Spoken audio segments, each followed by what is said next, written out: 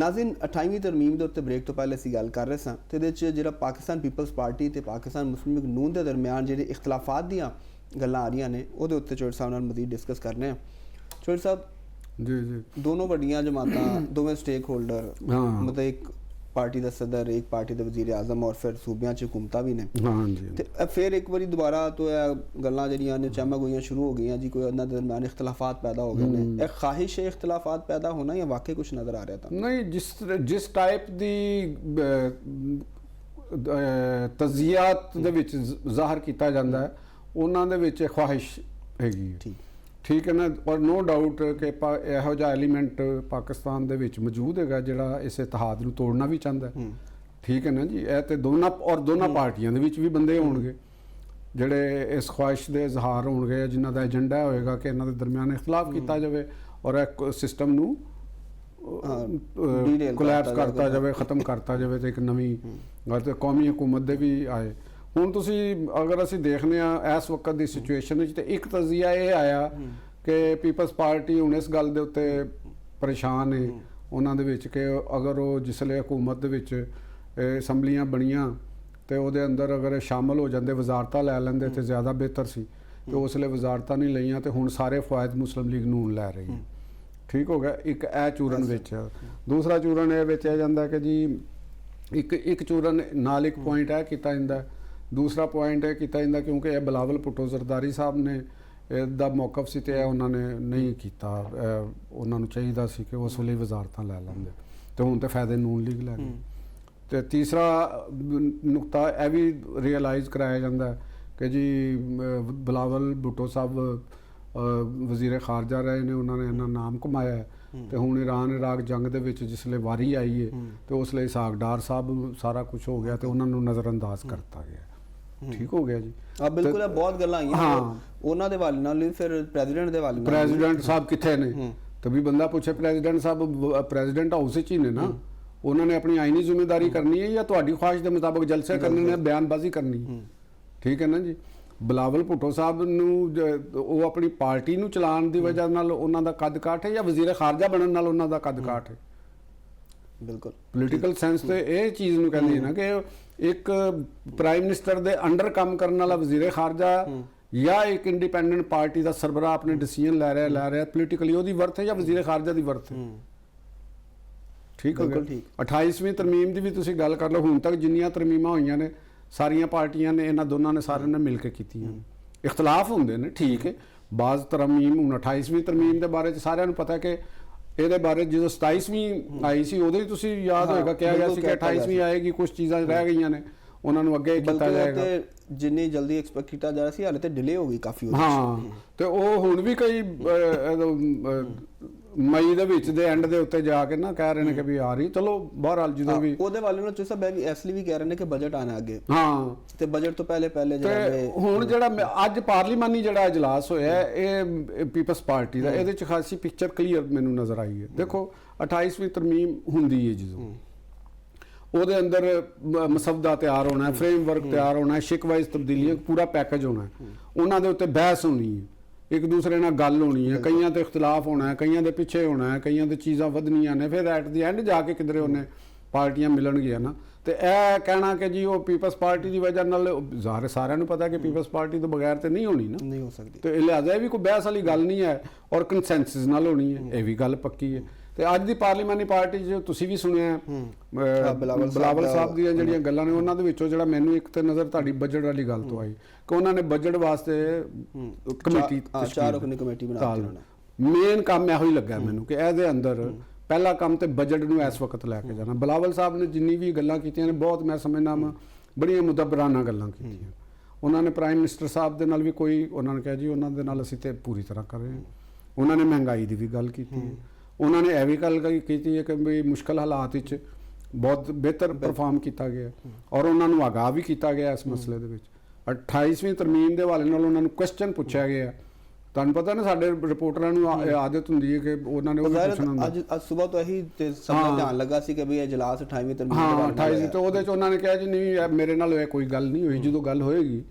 ਪੁੱਛਣਗੇ ਤਾਂ ਉਦੋਂ ਕਰ ਦਾਂਗੇ। 27ਵੀਂ ਦੇ ਵਿੱਚ ਪੁੱਛਿਆ ਗਿਆ ਸੀ। ਹਾਂਜੀ ਉਹਦਾ ਨਾਲ ਕੀਤਾ, ਲੇਕਿਨ ਉਹਨਾਂ ਨੇ ਐਨਐਫਸੀ ਦੀ ਟੈਕਨੀਕਲ ਕਮੇਟੀ ਦੇ ਹਵਾਲੇ ਨਾਲ ਕਿਹਾ ਕਿ ਵੀ ਇਹ ਡਿਸਕਸ ਹੋਇਆ। ਉਹ ਦੇਖੋ ਜੀ ਕੁਝ ਚੀਜ਼ਾਂ ਤੇ ਹੋਣੀਆਂ ਨੇ ਨਾ, ਐਨਐਫਸੀ ਅਵਾਰਡ ਔਰ ਇਹ ਉਹ ਤੇ ਹੋਣੀਆਂ ਨੇ, ਇਹਦੇ ਚ ਐਡਾ ਪਰੇਸ਼ਾਨੀ ਵਾਲੀ ਤੇ ਜਾਂ ਕੋਈ ਵੱਡੀ ਖਬਰ ਵਾਲੀ ਗੱਲ ਨਹੀਂ ਮੈਨੂੰ ਲੱਗ ਰਹੀ, ਜਾਂ ਕੋਈ ਐਸੀ ਚੀਜ਼ ਨਹੀਂ ਮੈਨੂੰ ਲੱਗ ਰਹੀ। ਹੁਣ ਪਹਿਲਾ ਕੰਮ ਉਹਨਾਂ ਨੇ ਬਜਟ ਨੂੰ ਲੈ ਕੇ ਆਣਾ ਹੈ। ਉਹਨਾਂ ਨੇ 4 ਬੰਦਿਆਂ ਦੇ ਮੁਸ਼ਤਮਲ ਆਪਣੇ ਤੇ ਕਮੇਟੀ ਬਣਾ ਦਿੱਤੀ ਹੈ ਔਰ ਉਹ ਆਪਣੀ ਡਿਮਾਂਡਸ ਔਰ ਆਪਣੀਆਂ ਚੀਜ਼ਾਂ ਔਰ ਤਜਰਬਾਕਾਰ ਨੇ। ਸਾਬਕ ਵਜ਼ੀਰ ਆਜ਼ਮ ਨੇ ਰਾਜਾ ਪਰਵੇਜ਼ ਅਸ਼ਰਫ ਸਾਹਿਬ ਜਿਹੜੇ ਨੇ, ਸ਼ਹਿਰੀ ਰਹਿਮਾਨ ਸਾਹਿਬਾ ਨੇ, ਬੜੇ ਮਤਲਬ ਕਿ ਉਹਨਾਂ ਦਾ ਵੀ ਪੁਰਾਣੀ ਪਾਰਲੀਮੈਂਟੇਰੀਅਨ ਨੇ, ਤੇ ਨਵੀਦ ਕਮਰ ਸਾਹਿਬ ਨੇ, ਉਹ ਪਾਕਿਸਤਾਨ ਦੇ ਵਜ਼ੀਰ ਖਜ਼ਾਨਾ ਵੀ ਉਹ ਰਹਿ ਚੁੱਕੇ ਨੇ, ਬੜੇ ਸਮਝਦਾਰ ਔਰ ਧੀਮੇ ਮਿਜ਼ਾਜ ਦੇ ਆਦਮੀ ਨੇ। ਤੇ ਸਲੀਮ ਮਾਂਡਵੀ ਵਾਲਾ ਵੀ ਬੜੇ ਮਾਲੀਆਤੀ ਮਾਮਲਾਤ ਨੂੰ ਸਮਝਣ ਵਾਲੇ ਉਹ ਬੰਦੇ ਨੇ, ਤੇ ਲਿਹਾਜ਼ਾ ਉਹਨਾਂ ਨੇ ਇੱਕ ਆਪਣੀ ਟੀਮ ਦੇ ਨਾਲ ਉਹ ਕਰਤਾ ਔਰ ਉਹ ਮੁਸ਼ਾਵਰਤ ਦੇ ਨਾਲ ਇਹ ਹੋਏਗਾ। ਕੁਛ ਮੈਂ ਜਿਹੜੀ ਅੱਗੇ ਦੱਸਿਆ ਕਿ ਜਿਵੇਂ ਪੀਟੀਆਈ ਦਾ ਤੇ ਇੱਕ ਉਹਦੇ ਪਲੇਟਫਾਰਮ ਤੋਂ ਤੇ ਕੋਸ਼ਿਸ਼, ਉਹਨਾਂ ਦੀ ਕੋਸ਼ਿਸ਼ ਜਾਇਜ਼ ਵੀ ਹੈ ਕਿਉਂਕਿ ਉਹ ਸਿਆਸੀ ਜਮਾਤ ਇਹਨਾਂ ਦੀ ਮੁਤਾਰਬ ਉਹ ਚਾਹੁੰਦੀ ਹੈ ਕਿ ਸਿਸਟਮ ਡਿੱਗ ਪਵੇ, ਤੇ ਕੁਝ ਲੋਕ ਉਹ ਦੋਨਾਂ ਪਾਰਟੀਆਂ 'ਚ ਨੇ, ਇਹਨਾਂ ਦੇ ਵਿੱਚ ਕੁਝ ਜਿਹੜੇ ਸਿਆਸੀ ਮੁਬਸਰੀਨ ਬਣੇ ਹੋਏ ਨੇ ਨਾ ਉਹ ਵੀ ਵਿੱਚ ਸ਼ਾਮਲ ਨੇ। ਬਾਜ਼ ਐਸੇ ਲੋਕ ਨੇ ਜਿਹੜੇ ਬਜ਼ਾਹਰ ਪੀਪਲਸ ਪਾਰਟੀ ਦੇ ਹਮਦਰਦ ਨੇ, ਸਾਫੀਆਂ ਦੇ ਵਿੱਚ ਵੀ ਨੇ, ਬੜੇ ਬੜੇ ਵੱਡੇ ਜਿਹੜੇ ਨੇ ਨਾ ਉਹ ਪੀਪਲਸ ਪਾਰਟੀ ਦੇ ਹਮਦਰਦ ਨੇ, ਲੇਕਿਨ ਗੇਮ ਪਲੇ ਕਰ ਰਹੇ ਨੇ ਇਖਤਲਾਫਾਤ ਪੈਦਾ ਕਰਨ ਦੀ। ਇਹ ਵੀ ਚੀਜ਼, ਇਹਦੇ ਤੋਂ ਤਾਂ ਮੈਂ ਵਾਰਨ ਵੀ ਕਰਨਾ ਚਾਹਾਂਗਾ ਖਾਸ ਤੌਰ ਤੇ ਪੀਪਲਸ ਪਾਰਟੀ ਦੀ ਟੌਪ ਕਿਆਦਤ ਨੂੰ ਕਿ ਉਹ ਜਿਹੜੇ ਇਸ ਕਿਸਮ ਦੀ ਨੈਗੇਟਿਵਿਟੀ ਫੈਲਾਉਣ ਵਾਲੇ ਜਿਹੜੇ ਨਾਮ ਨਿਹਾਦ ਕਿਸਮ ਦੇ ਤਜ਼ੀਆਕਾਰ ਜਾਂ ਮਤਰੂਕ ਜਿਹੜੇ ਤਜ਼ੀਆਕਾਰ ਨੇ ਉਹਨਾਂ ਦੇ ਜ਼ਹਿਰਨਾਕੀ ਤੋਂ ਬਚਣਾ ਚਾਹੀਦਾ। ਔਰ ਤਰਜੀਹਾਤ ਪੋਲੀਟੀਕਲ ਐਂਗਲ ਦੇ ਉੱਤੇ ਕਿਆਦਤ ਉਹ ਹੁੰਦੀ ਹੈ। ਬਿਲਾਵਲ ਭੁੱਟੋ ਸਾਹਿਬ ਦੇ ਬਾਰੇ ਚ ਮੇਰਾ ਇੱਕ ਕਹਿ ਲਓ ਕਿ ਗੁਮਾਨ ਹੈਗਾ, ਖੁਸ਼ਫਹਿਮੀ ਦਾ ਗੁਮਾਨ ਹੈਗਾ ਕਿ ਉਹ ਪਾਕਿਸਤਾਨ ਦੇ ਵਾਸਤੇ ਆਉਣ ਵਾਲੇ ਟਾਈਮ ਦੇ ਵਿੱਚ ਇੱਕ ਬਿਹਤਰ ਰੋਲ ਪਲੇ ਕਰ ਸਕਦੇ ਨੇ। ਤੇ ਉਹਨਾਂ ਨੂੰ ਕਿਉਂਕਿ ਹੀ ਇਜ਼ ਐਨ ਯੰਗ ਮੈਨ ਔਰ ਪੜ੍ਹੇ ਲਿਖੇ ਨੇ ਬੜੇ, ਔਰ ਲੋਕਾਂ ਦਾ ਕੁਛ ਲੋਕਾਂ ਵਾਸਤੇ, ਆਮ ਬੰਦੇ ਵਾਸਤੇ ਕੁਝ ਸੋਚਦੇ ਨੇ, ਕਰਦੇ ਨੇ, ਤੇ ਉਹਨਾਂ ਨੂੰ ਇਹੋ ਜਿਹੇ ਜਿਹੜੇ ਲਗੜ ਬਗੜ ਕਿਸਮ ਦੇ ਬੰਦੇ ਨੇ ਨਾ ਤਜ਼ੀਆਕਾਰ, ਇਹਨਾਂ ਦੇ ਤਜ਼ੀਏ ਤੋਂ ਬਚ ਹੀ ਜਾਣ ਤੇ ਉਹ ਬਿਹਤਰ ਹੈ। ਬਾਕੀ ਮੇਰਾ ਜਿਹੜਾ ਇਹਦੇ ਬਾਰੇ ਚ ਟੇਕ ਹੈਗਾ ਕਿ ਸੈਟਅਪ ਸਹੀ ਚੱਲ ਰਿਹਾ, ਉਹਦੇ ਹਦਫ ਕਲੀਅਰ ਨੇ, ਐਸਟੈਬਲਿਸ਼ਮੈਂਟ ਦਾ ਹਦਫ ਕਲੀਅਰ ਹੈ। ਜਦ ਤੱਕ ਉਹਨਾਂ ਦੇ ਇੰਟਰਸਟ ਇੱਕ ਦੂਸਰੇ ਦੇ ਨਾਲ ਬਹੁਤ ਜ਼ਿਆਦਾ ਕਲੈਸ਼ ਨਹੀਂ ਕਰਦੇ। ਸਭ ਇਹ ਤਾਂ ਹੋ ਗਿਆ ਨਾ ਹੁਕੂਮਤ ਦੀ ਸਾਈਡ, ਅਪੋਜੀਸ਼ਨ ਦਾ ਵੀ ਤਾਂ ਰੋਲ ਹੁੰਦਾ ਹੈ ਨਾ। ਅਪੋਜੀਸ਼ਨ ਅਸੈਂਬਲੀਆਂ 'ਚ ਮੌਜੂਦ ਹੈ, ਠੀਕ ਹੈ, ਬਲਕਿ ਅਪੋਜੀਸ਼ਨ ਦੇ ਵਾਲਾਂ ਤੁਸੀਂ ਇਹ ਦੇਖ ਲਓ ਨਾ, ਜਿਹੜੇ ਇਕਬਾਲ ਅਫਰੀਦੀ ਸਾਹਿਬ ਜਿਹੜੇ ਐਮਐਨਏ ਨੇ, ਉਹਨਾਂ ਨੇ ਬਲੂ ਪਾਸਪੋਰਟ ਤੇ ਆਪਣੇ ਉਹਦਾ ਬੇਟਾ ਬਲੂ ਪੋਲੀਟੀਕਲ ਅਸਾਈਲਮ ਲੈਤਾ। ਤੇ ਇਹ ਤੇ ਦੇਖੋ ਇਹਦੇ 'ਚ ਮੁਖਤਲਿਫ ਰਾਏ ਵੇ। ਮੇਰੀ ਇਹਦੇ 'ਚ ਰਾਏ ਹੈਗੀ ਹੈ ਕਿ ਇਹਦੇ 'ਚ ਪੀਟੀਆਈ ਦੀ ਕਿਆਦਤ ਨੂੰ ਫੌਰੀ ਤੌਰ ਤੇ ਐਕਸ਼ਨ ਲੈਣਾ ਚਾਹੀਦਾ। ਇਸ ਤੋਂ ਪਹਿਲੇ ਕਿ ਕੋਈ ਗਵਰਨਮੈਂਟ ਲਵੇ, ਗਵਰਨਮੈਂਟ ਨੂੰ ਵੀ ਲੈਣਾ ਚਾਹੀਦਾ, ਮੁਖਤਲਿਫ ਅਦਾਰਿਆਂ ਨੂੰ ਵੀ ਲੈਣਾ ਚਾਹੀਦਾ, ਪੀਟੀਆਈ ਨੂੰ ਸਭ ਤੋਂ ਪਹਿਲੇ ਲੈਣਾ ਚਾਹੀਦਾ। ਇੱਕ ਤੇ ਉਹਨਾਂ ਦੀ ਪੀਟੀਆਈ ਦੀ ਰੁਕਨੀਅਤ ਨੂੰ ਕੈਂਸਲ ਕਰਨ ਉਸ ਬੰਦੇ ਦੀ ਨੂੰ। ਦੇਖੋ ਇਹ ਕੋਈ ਛੋਟਾ ਕੰਮ ਨਹੀਂ ਹੈਗਾ, ਔਰ ਉਹਨਾਂ ਨੇ, ਔਰ ਇਹ ਉਹ ਬੰਦਾ ਜਿਹੜਾ ਪੈਟਰੋਲ ਮਹਿੰਗਾ ਹੋਇਆ ਤੇ ਸਾਈਕਲ ਚਲਾ ਕੇ ਡਰਾਮੇ ਟੋਪੀ ਡਰਾਮਾ ਕਰ ਰਿਹਾ ਸੀ। ਇਸ ਦੇਖੋ ਨਾ ਕਿ ਇਹ ਸਮਝਦੇ ਨੇ ਕਿ ਸ਼ਾਇਦ ਤੁਸੀਂ ਜੋ ਕੁਝ ਕਰਦੇ ਹੋ ਉੱਥੇ ਉਹਦਾ ਪਤਾ ਨਹੀਂ ਲੱਗਣਾ ਲੋਕਾਂ ਨੂੰ। ਤੁਹਾਡੇ ਹਲਕਿਆਂ ਦੇ ਵਿੱਚ, ਜਿਹੜੇ ਇਲਾਕਿਆਂ ਦੇ ਵਿੱਚੋਂ ਤੁਸੀਂ ਐਮਐਨਏ ਹੋ ਕੇ ਆਉਂਦੇ ਹੋ, ਤੁਸੀਂ ਪੁੱਛੋ ਉਸ ਇਲਾਕੇ ਦੇ ਲੋਕਾਂ ਵਾਸਤੇ ਤੁਸੀਂ ਅੱਜ ਤੱਕ ਕੀਤਾ ਕੀ? ਜਿਹੜੇ ਛੋਟੇ ਸੂਬਿਆਂ ਦੇ ਵਿੱਚੋਂ ਐਮਐਨਏ ਬਣ ਕੇ ਆਉਂਦੇ ਨੇ, ਆਪਣੇ ਸੂਬਿਆਂ 'ਚ ਵਾਪਸ ਜਾਂਦੇ ਨੇ, ਆਪਣੇ ਆਵਾਮ ਨੂੰ ਜਾ ਕੇ ਕਹਿੰਦੇ ਨੇ ਜੀ ਮਰਕਜ਼ ਨੇ ਇਹ ਕਰ ਦਿਆ, ਹਮਾਰੇ ਹੱਕ ਆ ਗਿਆ। ਜਿਹੜੇ ਤੁਹਾਨੂੰ ਫੰਡ ਮਿਲਦੇ ਨੇ, ਕੇਪੀ ਦੀ ਗਵਰਨਮੈਂਟ ਹੈ, ਤੁਸੀਂ ਅੱਜ ਤੱਕ ਦੱਸੋ ਉੱਥੇ ਕੀ ਕੰਮ ਕੀਤਾ? ਕੋਈ ਅੱਜ ਤੱਕ ਕੋਈ ਇਹੋ ਜਿਹੀ ਗੱਲ ਹੋਈ ਤੁਹਾਡੇ ਕੋਲ? ਤੇ ਇਹਦੇ ਖਿਲਾਫ ਬਿਲਕੁਲ ਕਾਰਵਾਈ ਕਰਨੀ ਚਾਹੀਦੀ ਹੈ। ਇਹਨਾਂ ਦੀ ਰੁਕਨੀਅਤ ਮੁਅੱਤਲ ਖਤਮ ਕਰਨੀ ਚਾਹੀਦੀ ਹੈ ਇਸ ਬੰਦੇ ਦੀ। ਇਹਨਾਂ ਨੇ ਸਟੇਟ ਆਫ ਪਾਕਿਸਤਾਨ ਦੇ ਨਾਲ ਇੱਕ ਕਿਸਮ ਦੀ ਚੀਟਿੰਗ ਕੀਤੀ ਹੈ ਇਹਨਾਂ ਨੇ ਕਿ ਉਹ ਬਲੂ ਪਾਸਪੋਰਟ ਨੂੰ ਪਾਕਿਸਤਾਨ ਨੂੰ ਤਕੀਰ, ਉਹਦੀ ਬੇਤਕੀਰੀ ਕੀਤੀ। ਜੋ ਸਭ ਕੁਇਕਲੀ ਜਿਹੜਾ ਨਾ ਮੈਂ ਕਹਿੰਦਾ ਪਿੰਕੀ ਦੇ ਹਵਾਲੇ ਨਾਲ ਵੀ ਗੱਲ ਕਰ ਲਈ। ਤੁਸੀਂ ਨਹੀਂ ਰਹਿ ਸਕੇ ਪਿੰਕੀ ਦੇ ਨਾਲ? ਨਹੀਂ, ਮੈਂ ਕਹਾਂ ਜ਼ਰਾ ਜ਼ਰੂਰੀ ਹੈ ਅੱਜ ਕੱਲ੍ਹ ਬੜੀ। ਦੇਖੋ ਇੱਕ ਜਰਾਇਮ ਪੇਸ਼ਾ ਜਿਹੜੀ ਵਰਲਡ ਹੁੰਦੀ ਨਾ, ਜਿਹਨੂੰ ਕਾਲੀ ਦੁਨੀਆ ਅਸੀਂ ਕਹਿੰਦੇ ਹਾਂ, ਤੇ ਕਾਲੀ ਦੁਨੀਆ ਦੇ ਵਿੱਚ ਔਰਤਾਂ ਵੀ ਨੇ ਤੇ ਬੜੇ ਬੜੇ ਵੱਡੇ ਵਾਈਟ ਕਾਲਰ ਕ੍ਰਿਮੀਨਲਸ ਵੀ ਨੇ, ਠੀਕ ਹੈ ਨਾ ਜੀ। ਔਰ ਉਹ ਵਾਈਟ ਕਾਲਰ ਕ੍ਰਿਮੀਨਲਸ ਦੁਨੀਆ ਦੇ ਵਿੱਚ ਆਪਣੇ ਮਾਸ਼ਰੇ ਦੇ ਵਿੱਚ ਬੜੇ ਬਾਇਜ਼ਤ ਹੋਣਗੇ। ਮੈਂ ਇਹ ਸਮਝਦਾ ਹਾਂ ਕਿ ਟਿਪ ਆਫ ਆਈਸਬਰਗ ਪਹਿਲੇ ਵੀ ਬਹੁਤ ਕੁਝ ਇਸ ਮੁਲਕ ਦੇ ਵਿੱਚ ਹੋਇਆ। ਤੁਹਾਨੂੰ ਯਾਦ ਹੋਏਗਾ ਅਦਾਕਾਰ ਸਾਜਿਦ ਹਸਨ ਦਾ ਬੇਟਾ ਵੀ ਇੱਕ ਵਾਰੀ ਗ੍ਰਿਫਤਾਰ ਹੋਇਆ ਸੀ, ਉਹਨਾਂ ਦੇ ਉੱਤੇ ਵੀ ਮਨਸ਼ਿਆਤ ਫਰੋਸ਼ੀ ਦਾ ਇਲਜ਼ਾਮ ਸੀ, ਠੀਕ ਹੈ। ਔਰ ਉਦੋਂ ਵੀ ਇਹ ਬੜਾ ਆਇਆ ਸੀ ਜੀ, ਬੜਾ ਵੱਡਾ ਨੈਟ ਤੇ ਬੜਾ ਨਹੀਂ ਆਉਂਦੇ ਤੇ ਬਹੁਤ ਜ਼ਿਆਦਾ। ਤਾਂ ਕਿੱਧਰ ਗਿਆ? ਇੱਕ ਉਥੇ ਮੁਸਤਫਾ ਮਰਡਰ ਕੇਸ ਦਾ ਜਿਹੜਾ ਮੁਲਜ਼ਮ ਸੀ ਅਰਮਗਾਨ, ਉਹਦਾ ਗੇਟਵੇ ਫੜਿਆ ਗਿਆ ਸੀ, ਉਹਦੇ ਘਰ ਦੇ ਵਿੱਚ ਇੱਕ ਡੀਐਸਪੀ ਨੂੰ ਫਾਇਰਿੰਗ ਦੇ ਹੋਈ ਸੀ ਤੇ ਉਹ ਸ਼ਹੀਦ ਹੋ ਗਿਆ ਸੀ। ਤੇ ਉਹਦਾ ਤੇ ਵੀ ਲੱਗਿਆ ਸੀ ਕਿ ਜੀ ਇਹ ਮਨਸ਼ਿਆਤ ਵੀ ਇੱਥੇ ਆਂਦੀ ਹੈ ਤੇ ਨਾਈਟ ਪਾਰਟੀਆਂ ਵੀ ਕਿੱਧਰ ਗਈਆਂ।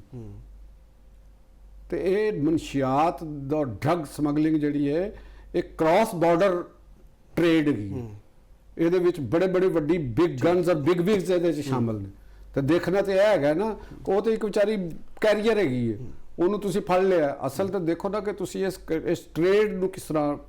ਖਤਮ ਕਰ, ਉਹਦੇ ਪਿੱਛੇ ਕੌਣ, ਉਹਦੇ ਪਿੱਛੇ ਕੌਣ ਨੇ। ਕ੍ਰਾਸ ਬਾਰਡਰ ਮੈਂ ਤੁਹਾਨੂੰ ਕਹਿੰਦਾ, ਕ੍ਰਾਸ ਬਾਰਡਰ ਤੋਂ ਤੁਸੀਂ ਖੁਦ ਹੀ ਅੰਦਾਜ਼ਾ ਲਾ ਲਓ ਕਿ ਕਿੱਥੇ ਕਿੱਥੇ ਹੋਣਗੇ। ਔਰ ਪਾਕਿਸਤਾਨ ਦੇ ਉੱਤੇ ਕਿਹੜੇ ਕਿਹੜੇ ਬਲੂ ਕਾਲਰ ਤੇ ਵਾਈਟ ਕਾਲਰ ਜਿਹੜੇ ਮਗਰਮੱਛ